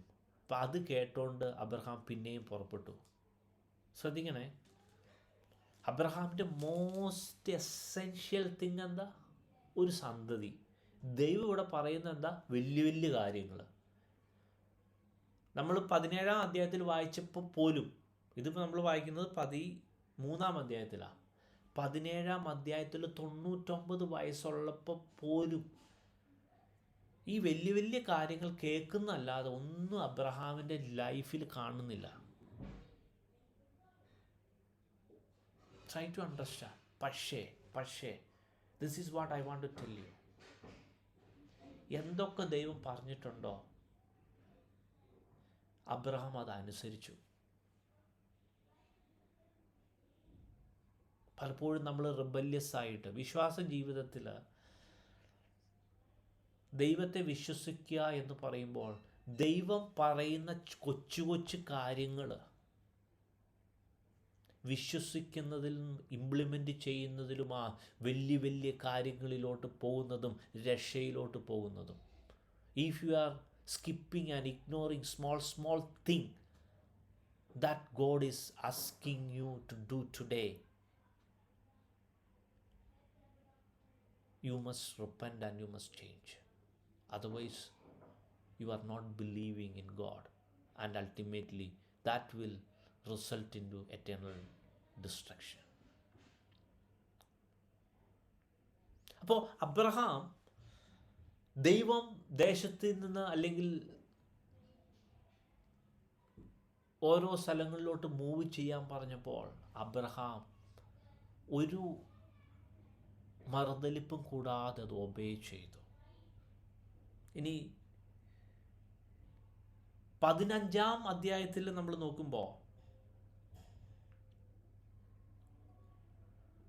ഇങ്ങനെ എഴുതിയിരിക്കുന്നു, അതിനുശേഷം അബ്രഹാമിന് ദർശനത്തിൽ യഹോവയുടെ അരുളപ്പാട് ഉണ്ടായതെന്തെന്നാൽ, അബ്രാമേ ഭയപ്പെടേണ്ട, ഞാൻ നിന്റെ പരിചയം നിന്റെ അതിമഹത്തായ പ്രതിഫലവുമാകുന്നു. അതിന് അബ്രാം, കർത്താവായ യഹോവേ, നീ എനിക്ക് എന്തു തരും? ഞാൻ മക്കളില്ലാത്തവനായി നടക്കുന്നുവല്ലോ. എൻ്റെ അവകാശി ദമശേക്കുകാരനായി എലയാസർ അത്രേ എന്ന് പറഞ്ഞു. അതിന് നീ എനിക്ക് സന്തതിയെ തന്നിട്ടില്ല, എൻ്റെ വീട്ടിൽ ജനിച്ച ദാസൻ എനിക്ക് അവകാശിയാകുന്നുവെന്ന് അബ്രഹാം പറഞ്ഞു. അവൻ നിന്റെ അവകാശിയാകയില്ല, നിന്റെ ഉദരത്തിൽ നിന്ന് പുറപ്പെടുന്നവൻ തന്നെ നിന്റെ അവകാശിയാകും എന്ന് അവന് യഹോവയുടെ അരുളപ്പാടുണ്ടായി. എന്നിട്ട് പിന്നെ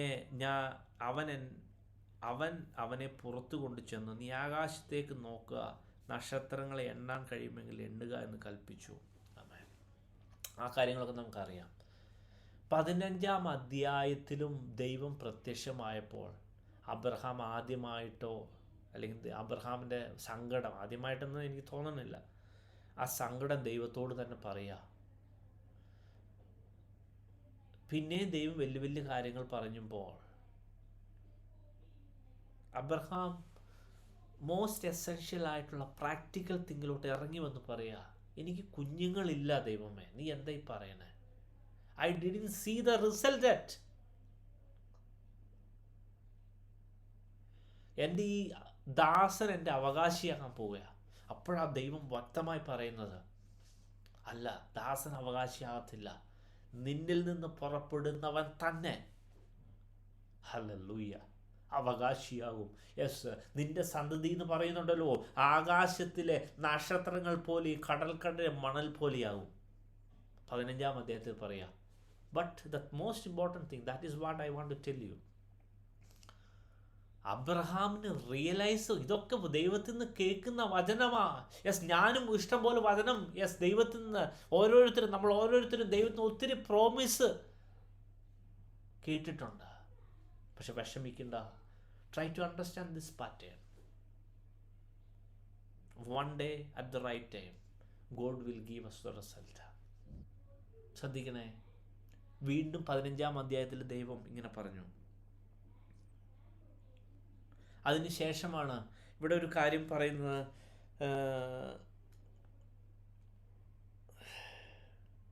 8-ാം വാക്യം നോക്കുക.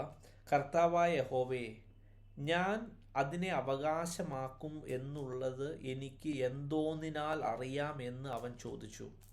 അവനോട്, നീ 3 വയസ്സുള്ള ഒരു പശുക്കിടാവിനെയും 3 വയസ്സുള്ള കോലാടിനെയും, അതായത് യാഗം കഴിക്കാനുള്ള ഇൻസ്ട്രക്ഷൻ ദൈവം പറയുന്നു. ശ്രദ്ധിക്കണേ. അബ്രഹാമിൻ്റെ ജീവിതത്തിൽ അബ്രഹാമിന് ഈ ദൈവത്തിൽ നിന്നുള്ള വാക്തത്വങ്ങൾ അല്ലാതെ അതുവരെ ഒന്നും റിയലൈസ് ചെയ്തിട്ടില്ല. പക്ഷേ റിയലൈസ് ചെയ്തിട്ടില്ലെങ്കിലും നടന്നിട്ടില്ലെങ്കിലും ദൈവം പറയുന്ന ഓരോ കാര്യവും അബ്രഹാം അനുസരിച്ച് ചെയ്തിട്ടുണ്ട്. കൂടാരം നീക്കുവാൻ പറഞ്ഞപ്പോൾ കൂടാരം നീക്കിയിട്ടുണ്ട്. യാഗം കഴിപ്പാൻ പറഞ്ഞപ്പോൾ ഇന്ന രീതിയിൽ ചെയ്യാൻ പറഞ്ഞപ്പോൾ ഇന്ന രീതിയിൽ അബ്രഹാം ചെയ്തിട്ടുണ്ട്. മകനെ കൊടുത്ത ശേഷവും മകനെ യാഗം കഴിക്കണമെന്ന് പറഞ്ഞപ്പോഴും അതും അബ്രഹാം ചെയ്തിട്ടുണ്ട്. So hallelujah. ഈ വിശ്വസിക്കുക എന്ന് പറയുന്നതുണ്ടല്ലോ പ്രിയ ദൈവമക്കളെ, ദൈവമുണ്ട് എന്നുള്ള വിശ്വാസം പോരാ. അത് സാത്താനും വിശ്വസിക്കുന്നൊരു വിശ്വാസമാണ്, സാത്താനും വിറയ്ക്കുന്ന വിശ്വാസമാണ്. പക്ഷേ വിശ്വാസം എന്ന് പറയുന്നത് ദൈവം നമ്മളോട് ഇന്ന് ചെയ്യാൻ പറഞ്ഞ ചെറിയ ചെറിയ കാര്യങ്ങൾ അത് ചെയ്യുന്ന ആ കാര്യത്തിലാണ് യഥാർത്ഥമായി നമ്മുടെ വിശ്വാസം ദൈവത്തെ കാണിച്ചു കൊടുക്കുന്നത്. ദൈവം അതിന് വളരെ ഉന്നതമായ മാർക്കിടുന്നുണ്ട്. നമ്മുടെ വിശ്വാസത്തെ ദൈവം യഥാർത്ഥമായി അളക്കുന്നത് സില്ലി എന്ന് നമ്മൾ പലപ്പോഴും ഇഗ്നോർ ചെയ്യുന്ന പല കാര്യങ്ങളിലും ആണ്. അബ്രഹാം വാഗ്ദത്തം ഉണ്ടെങ്കിലും അതൊന്നും അബ്രഹാമിന് റിയലൈസ് ചെയ്തിട്ടില്ല. ഞാൻ ഈ പറഞ്ഞ വാക്യങ്ങളൊക്കെ വായിച്ചപ്പോഴൊന്നും അബ്രഹാമിന് വേണ്ട സാധനം കിട്ടിയിട്ടില്ല. ഇവിടെ 17-ാം അധ്യായത്തിൽ അപ്പോഴും ദൈവം പറയുന്നു അബ്രഹാമിന് സാറായിൽ നിന്ന് തന്നെ ഉണ്ടാകുന്ന ഒരു സന്തതി. നമുക്കതിൻ്റെ ബാക്കി വാക്യങ്ങൾ കൊണ്ട് വായിക്കാം. പിന്നെയും ദർശനത്തിൽ അല്ലെങ്കിൽ പിന്നെയും യഹോവ പ്രത്യക്ഷമായപ്പോഴാണ് പറയുന്നത്. അപ്പോഴത്തേക്കും ഇസ്മായേൽ ഉണ്ട്. ഇവിടെ വേറൊരു കാര്യം പറയുന്നു. ഞാൻ ആ വാക്യങ്ങൾ വായിക്കാം. 17-ാം അധ്യായത്തിൻ്റെ 8-ാം വാക്യം വരെ നമ്മൾ വായിച്ചതാണ്. അതിന് 8-ാം വാക്യം അടക്കം ഞാൻ താഴോട്ട് വായിക്കാം. ഞാൻ നിനക്കും നിന്റെ ശേഷം നിന്റെ സന്തതിക്കും നീ പ്രവാസം ചെയ്യുന്ന ദേശമായ കനാൻ ദേശമൊക്കെയും ശാശ്വത അവകാശമായി തരും. ഞാൻ അവർക്ക് ദൈവമായിരിക്കും. ദൈവം പിന്നെയും അബ്രഹാമിനോട് അരുളി ചെയ്തത്, നീയും നിന്റെ ശേഷം തലമുറയായി നിന്റെ സന്തതിയും എൻ്റെ നിയമം പ്രമാണിക്കണം. എനിക്കും നിങ്ങൾക്കും നിന്റെ ശേഷം നിന്റെ സന്തതിക്കും മധ്യേയുള്ളതും നിങ്ങൾ പ്രമാണിക്കേണ്ടതുമായ എൻ്റെ നിയമം ആണിത്. നിങ്ങളിൽ പുരുഷപ്രജയൊക്കെയും പരിച്ഛേദന ഏൽക്കണം. നിങ്ങളുടെ അഗ്രചർമ്മം പരിച്ഛേദന ചെയ്യണം. അത് എനിക്കും നിങ്ങൾക്കും മധ്യേ നിയമത്തിൻ്റെ അടയാളമാകും. തലമുറയായി നിങ്ങളിൽ പുരുഷപ്രജയൊക്കെയും 8 ദിവസം പ്രായമാകുമ്പോൾ പരിച്ഛേദന ഏൽക്കണം. വീട്ടിൽ ജനിച്ച ദാസനായാലും നിന്റെ സന്തതി ഇല്ലാത്തവനായി അന്യനോട് വിലയ്ക്ക് വാങ്ങിയവനായാലും ശരി, നിന്റെ വീട്ടിൽ ജനിച്ച ദാസനും നീ വില കൊടുത്ത് വാങ്ങിയവനും പരിച്ഛേദന ഏറ്റേ കഴിയൂ. എൻ്റെ നിയമം നിങ്ങളുടെ ദേഹത്തിൽ നിത്യനിയമമായിരിക്കണം. അഗ്രചർമ്മിയായ പുരുഷപ്രജയെ പരിച്ഛേദന ഏൽക്കാതിരുന്നാൽ ജനത്തിൽ നിന്ന് ഛേദിച്ച് കളയണം. അവൻ എൻ്റെ നിയമം ലംഘിച്ചിരിക്കുന്നു. ദൈവം പിന്നെയും അബ്രഹാമിനോട്, നിന്റെ ഭാര്യയായ സാറായി എന്നല്ല വിളിക്കേണ്ടത്, അവളുടെ പേര് സാറ എന്ന് ഇരിക്കണം. ഞാൻ അവളെ അനുഗ്രഹിച്ച് അവളിൽ നിന്ന് നിനക്ക് ഒരു മകനെ തരും. ഞാൻ അവളെ അനുഗ്രഹിക്കുകയും അവൾ ജാതികൾക്ക് മാതാവായി തീരുകയും ജാതികളുടെ രാജാക്കന്മാർ അവളിൽ നിന്ന് ഉത്ഭവിക്കുകയും ചെയ്യും എന്ന് അരുളി ചെയ്തു. അപ്പോൾ അബ്രഹാം കവിണ്ണു വീണ് ചിരിച്ചു. 100 വയസ്സുള്ളവന് മകൻ ജനിക്കുമോ? 90 വയസ്സുള്ള സാറ പ്രസവിക്കുമോ എന്ന് തൻ്റെ ഹൃദയത്തിൽ പറഞ്ഞു. ഇസ്മായേൽ നിന്റെ മുമ്പാകെ ജീവിച്ചിരുന്നാൽ മതി എന്ന് അബ്രഹാം ദൈവത്തോട് പറഞ്ഞു. അതിന് ദൈവം അരുളി ചെയ്ത്, അല്ല, നിന്റെ ഭാര്യ ആയ സാറ തന്നെ നിനക്ക് മകനെ പ്രസവിക്കും. നീ അവന് ഇസ്ഹാക്ക് എന്ന് പേരിടണം. ഞാൻ അവനോട് അവൻ്റെ ശേഷം അവൻ്റെ സന്തതിയോടും എൻ്റെ നിയമത്തെ നിത്യനിയമമായി ഉറപ്പിക്കും. ഇസ്മായേലിനെ കുറിച്ചും ഞാൻ നിൻ്റെ അപേക്ഷ കേട്ടിരിക്കുന്നു. ഞാൻ അവനെ അനുഗ്രഹിച്ച് അത്യന്തം സന്താനപുഷ്ടിയുള്ളവനാക്കി വർദ്ധിപ്പിക്കും. അവൻ 12 പ്രഭുക്കന്മാരെ ജനിപ്പിക്കും. ഞാൻ അവനെ വലിയൊരു ജാതിയാക്കും. എൻ്റെ നിയമം ഞാൻ ഉറപ്പിക്കുന്നതോ ഇനിയത്തെ ആണ്ട് ഈ സമയത്ത് സാറ നിനക്ക് പ്രസവിപ്പാനുള്ള ഇസ്ഹാക്കിനോടാകുന്നു. ദൈവം അബ്രഹാമിനോട് അരുളി ചെയ്ത് തീർന്ന ശേഷം അവനെ വിട്ട് കയറിപ്പോയി. അനന്തരം അബ്രഹാം തൻ്റെ മകനായ ഇസ്മായേലിനെയും തൻ്റെ വീട്ടിൽ ജനിച്ച സകല ദാസന്മാരെയും താൻ വിലയ്ക്ക് വാങ്ങിയവരെയും ഒക്കെയും അബ്രഹാമിൻ്റെ വീട്ടിലുള്ള സകല പുരുഷന്മാരെയും കൂട്ടി ദൈവം തന്നോട് കൽപ്പിച്ചതുപോലെ അവരുടെ അഗ്രചർമ്മത്തെ അന്ന് തന്നെ പരിച്ഛേദന കഴിച്ചു. അബ്രഹാം പരിച്ഛേദന ഏറ്റപ്പോൾ അവന് 99 വയസ്സായിരുന്നു. അവൻ്റെ മകനായ ഇസ്മായേൽ പരിച്ഛേദന ഏറ്റപ്പോൾ അവന് 13 വയസ്സായിരുന്നു. അബ്രഹാമും അവൻ്റെ മകനായ ഇസ്മായേലും ഒരേ ദിവസത്തിൽ പരിച്ഛേദന ഏറ്റു. വീട്ടിൽ ജനിച്ച ദാസന്മാരും അന്യരോട് അവൻ വിലയ്ക്ക് വാങ്ങിയവരുമായി അവൻ്റെ വീട്ടിലുള്ളവർ എല്ലാവരും അവനോടുകൂടെ പരിച്ഛേദന ഏറ്റു. ഹല്ലേലൂയ. പ്രിയ ദൈവമക്കളെ, ശ്രദ്ധിക്കണമേ. പ്രാക്ടിക്കലി ദൈവം പിന്നെയും വന്ന് അബ്രഹാമിനെ ഉറപ്പിക്കുകയും അബ്രഹാമിനോട് വ്യക്തമായി ഇടപെടുകയും ചെയ്യുന്നു. ശ്രദ്ധിക്കേണ്ട കാര്യം, ദൈവം ഈ പറയുന്നതല്ലാതെ ആ നിമിഷം വരെ അബ്രഹാമിന് വേണ്ടതായ അബ്രഹാം മാനുഷികമായ സാറയുടെ ആലോചന പ്രകാരം പോയി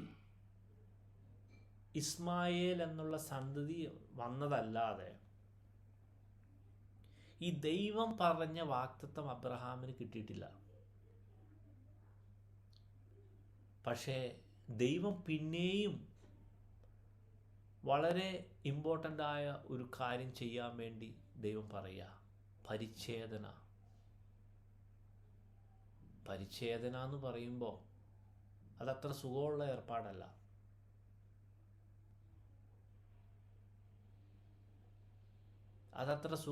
ഏർപ്പാടല്ല. അത് പെയിൻഫുള്ളായിട്ടുള്ള ഇടപാടാണ്. അതും അബ്രഹാമിൻ്റെ വീട്ടിലുള്ള ജനിച്ചവരും അബ്രഹാമിൻ്റെ അടിമകളും എല്ലാ വിലയ്ക്ക് വാങ്ങിയവരും എല്ലാവരും പരിച്ഛേദന ഏൽക്കണമെന്ന് ദൈവം പറയുകയും അബ്രഹാം അന്ന്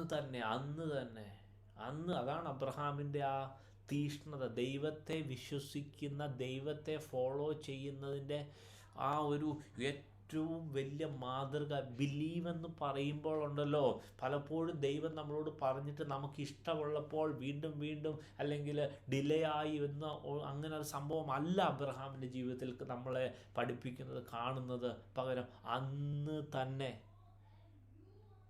ദൈവം പറഞ്ഞ കാര്യം ആക്ച്വലി നടന്നിട്ടില്ല. ദൈവം കാര്യം ഇനി വരാനുള്ള മകൻ്റെ പേര് വരെ ദൈവം പറഞ്ഞു കൊടുത്തു.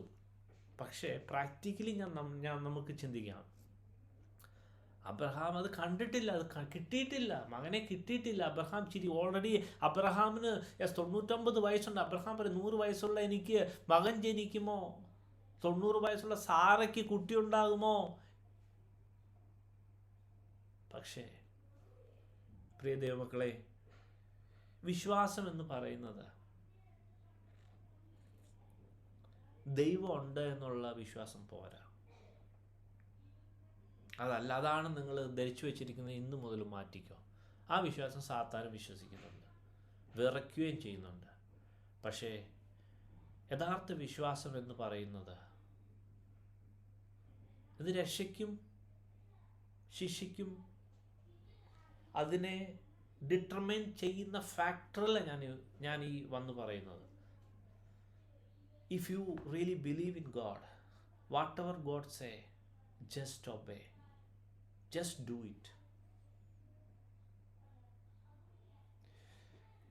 എവിടൊക്കെ അബ്രഹാം ചെയ്തിട്ടുണ്ടോ, എബ്രഹാം ഓരോ പ്രവൃത്തി ചെയ്തിട്ടുണ്ടോ, അതിനൊക്കെ അബ്രഹാമിന് പ്രതിഫലവും ദൈവം അബ്രഹാമിൻ്റെ അക്കൗണ്ടിൽ അത് ആടി വന്നിട്ടുണ്ട്. ദൈവമക്കളെ, ദൈവം പറയുന്ന കാര്യം അത് വള്ളി പുള്ളി വിടാതെ ചെയ്യാൻ വേണ്ടി ദൈവമേ എനിക്കൊരു ഹൃദയം നൽകണമേ, എനിക്കത് പറ്റണമേ എന്ന് ഇന്നു മുതലൊരു തീരുമാനമെടുത്ത് പ്രാർത്ഥനയോട് ദൈവമേ എന്നെ സഹായിക്കണമേ. അതിന് തടസ്സമായുള്ള അന്ധകാര ശക്തികളെ 35 സങ്കീർത്തനം പ്രിവിലേജിൽ അത് മാറ്റി ഇന്നു മുതൽ ദൈവം അങ്ങേ യഥാർത്ഥമായി അനുസരിക്കുന്ന വ്യക്തി. കാരണം അനുസരിച്ചില്ലെങ്കിൽ നഷ്ടപ്പെടാൻ പോകുന്ന നമ്മുടെ പ്രാണന, നമ്മുടെ സോളാണ്.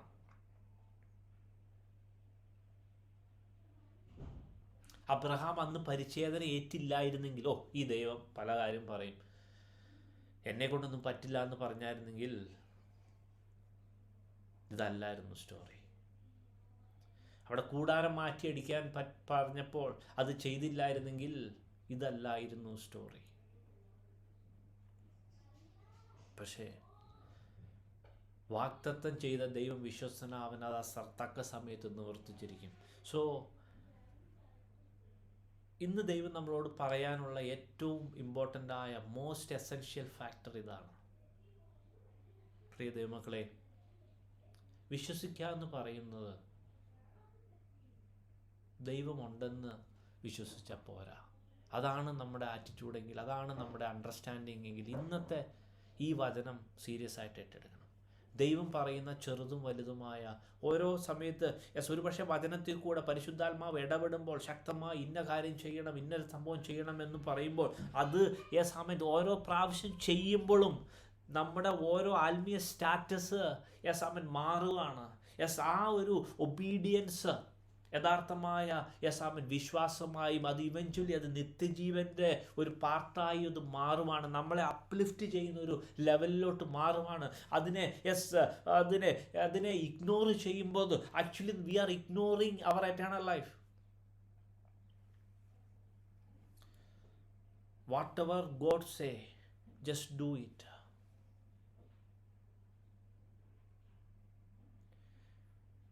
നമുക്ക് ദൈവം നിത്യജീവനാ ഓഫർ ചെയ്തിരിക്കുന്നത്.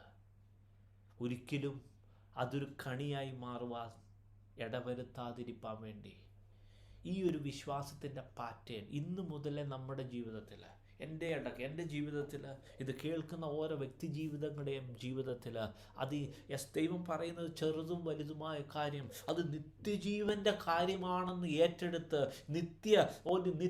നിത്യരക്ഷ അത് മിസ്സായി പോയാൽ നിത്യശിക്ഷയാണെന്നുള്ള ആ ഒരു വലിയ അണ്ടർസ്റ്റാൻഡിങ്ങിൽ jump into it and do it just what Abraham did in his life.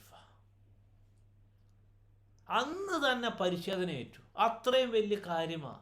Just try to understand, it's not that simple thing. അല്ലെങ്കിൽ അതിന് മുമ്പത്തെ അധ്യായം 16-ാം അധ്യായത്തിൽ നമുക്കറിയാം, അബ്രഹാമിൻ്റെ വീട്ടിൽ ജനിച്ച് വളർത്തപ്പെട്ട അഭ്യാസികളായ 318 പേരെ കൊണ്ടുവന്ന് ആ ലോത്തിനോട് കൂടെ പിടിച്ചുകൊണ്ട് പോയ രാജാക്കന്മാരെയൊക്കെ രക്ഷിച്ച് വരുത്തി.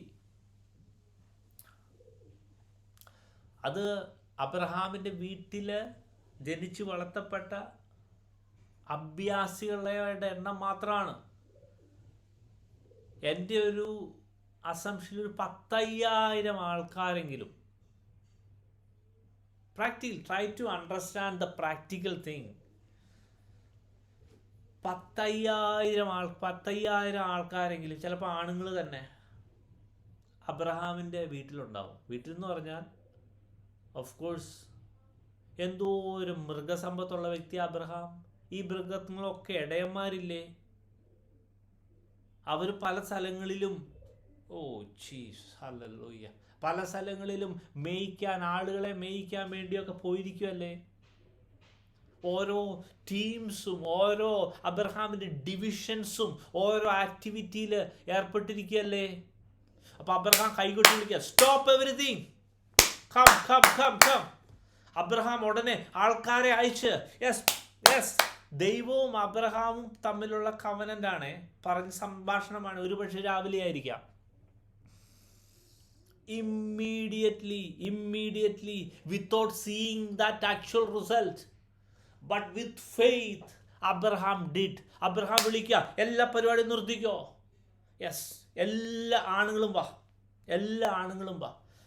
ശ്രദ്ധിക്കണേ, ചിലപ്പോൾ ചില ആൾക്കാർക്ക് സുഖമില്ലായിരിക്കാം, ചില ആൾക്കാർക്കൊക്കെ പല ബുദ്ധിമുട്ടുണ്ടാവാം, ചില ആൾക്കാരൊക്കെ കറന്നുകൊണ്ടിരിക്കുമായിരിക്കാം, പകുതിയായിട്ടായിരിക്കാം.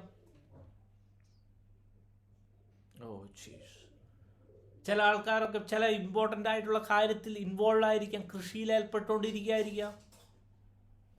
പക്ഷെ ദൈവത്തിൻ്റെ വിളി, ദൈവത്തിന് വേണ്ടി ഒരു കാര്യം ചെയ്യാൻ പറഞ്ഞാണ്ടല്ലോ, എല്ലാ കാര്യവും മാറ്റിവെച്ച് അന്നത്തെ കാര്യങ്ങൾ സ്റ്റോപ്പ് ചെയ്തുകൊണ്ട് എന്തൊക്കെ നഷ്ടം വരുന്നുവെങ്കിലും വന്നോട്ടെ, അബ്രഹാം അത് അബ്സോർബ് ചെയ്തു, നോ പ്രോബ്ലം. പക്ഷേ This is what, the faith is.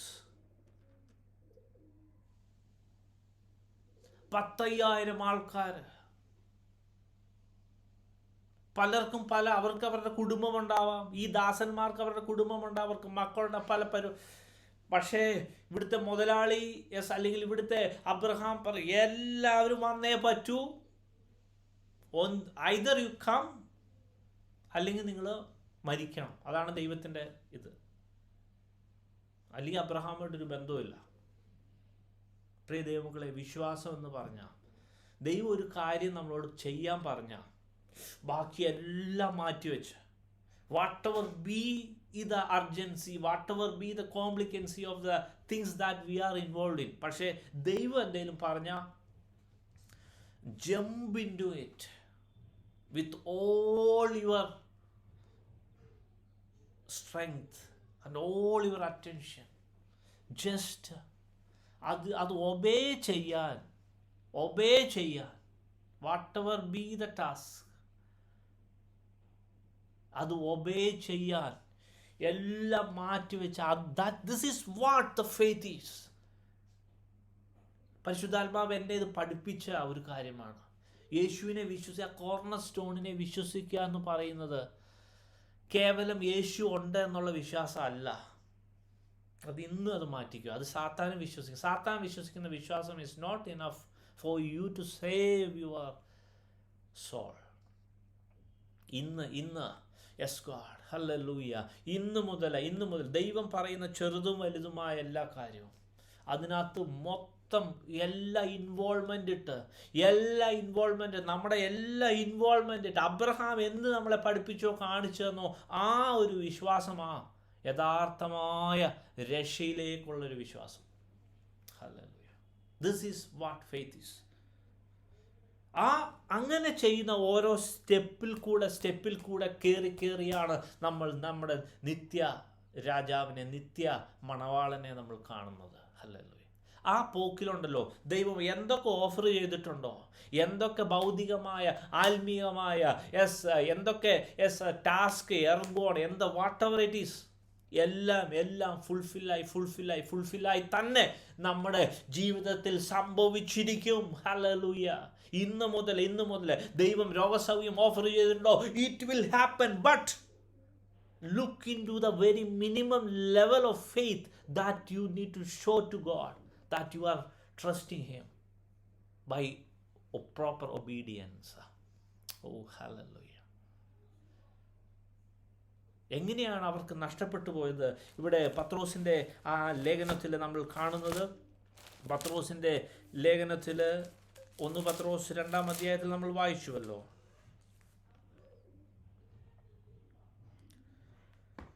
This precious value then is for you who believe, but for those who disbelieve, the stone which the builders rejected, this became the very cornerstone, and a stone of stumbling and a rock of offense, or we can say trap.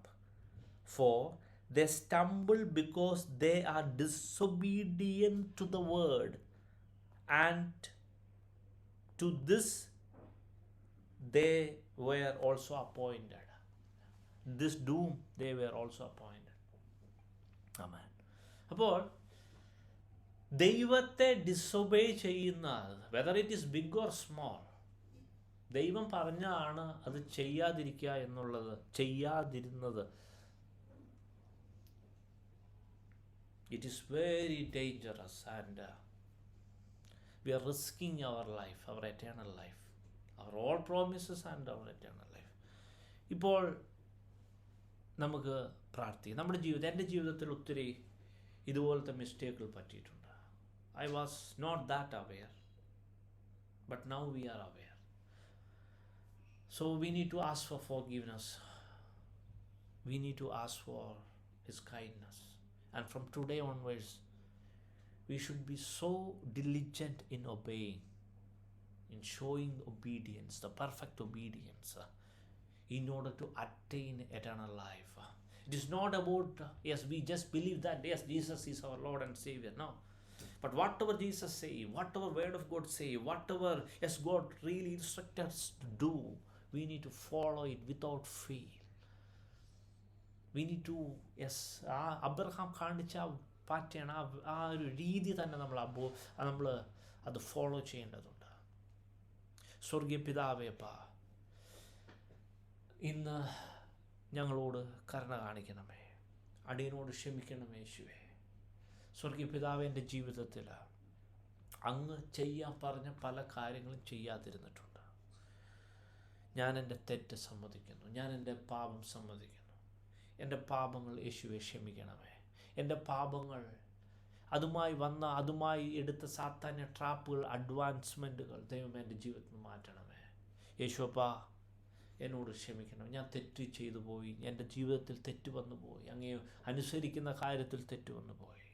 സ്വർഗീയ പിതാവേ, ഇന്ന് എന്നെ restore ചെയ്യണം. എൻ്റെ രക്തം കൊണ്ട് എൻ്റെ കർത്താവിൻ്റെ പാപങ്ങൾ മുഴുവൻ കഴുകണമേ. അങ്ങയുടെ രക്തം കൊണ്ട് എന്നെ കഴുകണമേ. എന്നെ വീണ്ടും കർത്താവ് അങ്ങയുടെ പാതയിൽ, അങ്ങയുടെ ആ മാസ്റ്റർ പ്ലാൻ റിസ്റ്റോർ ചെയ്താക്കണമേ എന്ന് പ്രാർത്ഥിക്കുന്നു. ദൈവമേ, എൻ്റെ മുഴുവൻ പാപങ്ങളും അതിൻ്റെ കോൺസിക്വൻസ് ശാപങ്ങൾ അതിനുവേണ്ടി അങ്ങ് പ്രായശ്ചിത്തമായി തീർന്നതാണ്. എൻ്റെ അനുസരണങ്ങൾക്ക് വേണ്ടി അങ്ങ് അനുസരിച്ചതാണ്. കർത്താവെ, ഇന്ന് എന്നെ റിസ്റ്റോർ ചെയ്യണമേ. From now on, yes, we understand your requirement, your pattern. God, help us to follow U.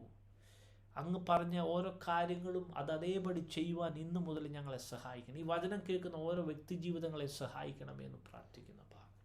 സ്വർഗീയ പിതാവേ, ദൈവനോട് ക്ഷമിക്കണം. ഈ വചനം കേൾക്കുന്ന ഓരോ വ്യക്തി ജീവിതങ്ങളോടും കഴിഞ്ഞ കാലങ്ങളിൽ ഞങ്ങളുടെ ജീവിതത്തിൽ ഉറപ്പായിട്ടും അങ്ങ് ചെയ്യണമെന്ന് പറഞ്ഞത് പലതും ചെയ്യാതിരുന്നിട്ടുണ്ട്. ഉറപ്പായിട്ടും അങ്ങയുടെ വഴി അറിഞ്ഞിട്ട് ഞങ്ങൾ അത് ഇഗ്നോർ ചെയ്തിട്ടുണ്ട്. ദൈവമേ, ഞങ്ങളോടൊക്കെ ഈ വചനം കേൾക്കുന്ന ഓരോ വ്യക്തി ജീവിതങ്ങളോട് ക്ഷമിക്കുക. This is my prayer request, this is my God, എൻ്റെ അങ്ങയുടെ മുമ്പിലോട്ടുള്ള ഒരു അപേക്ഷയാണ്. ദൈവമേ, ഇത് കേൾക്കുന്ന ഞാനടക്കം, ഞങ്ങളുടെ കുടുംബമടക്കം, ഞങ്ങളുടെ ടീമടക്കം, ഇത് കേൾക്കുന്ന ഓരോ വ്യക്തി ജീവിതങ്ങളടക്കം, പിന്നീട് ഓൺലൈനിൽ കേൾക്കുന്ന ഓരോ വ്യക്തി ജീവിതങ്ങളടക്കം, ദൈവം ഞങ്ങളുടെ ജീവിതത്തിൽ ഇന്ന് വരെ അങ്ങയുടെ ആ പദ്ധതി, അങ്ങയുടെ ആ ഒബീഡിയൻസ് നടക്കാതെ പോയത് ക്ഷമിക്കണമേ. ഇന്നു മുതൽ ദൈവമേ, ഞങ്ങൾക്ക് അങ്ങേ ഒബേ ചെയ്യുവാൻ ആവശ്യമാകുന്ന ഹൃദയം, ഒബേ ചെയ്യുവാൻ ആവശ്യമാകുന്ന ശക്തി, ഒബേ ചെയ്യുവാൻ ആവശ്യമാകുന്ന അനുസരണം, ഒബേ ചെയ്യാൻ ആവശ്യമാകുന്ന അവസരം, ആ സാഹചര്യം, യെസ് ഗോഡ്, വിശ്വാസം, ഒബേ ചെയ്യുവാൻ ആവശ്യമാകുന്ന വിശ്വാസം, എന്തൊക്കെ ആവശ്യമുണ്ടോ അത് മുഴുവൻ ഇത് കേൾക്കുന്ന ആവശ്യത്തോടെ ഏറ്റെടുക്കുന്ന ഓരോ വ്യക്തി ജീവിതങ്ങളും യേശുവിൻ്റെ നാമത്തിൽ അത് ധാരാളമായി വന്നു ഭവിക്കട്ടെ.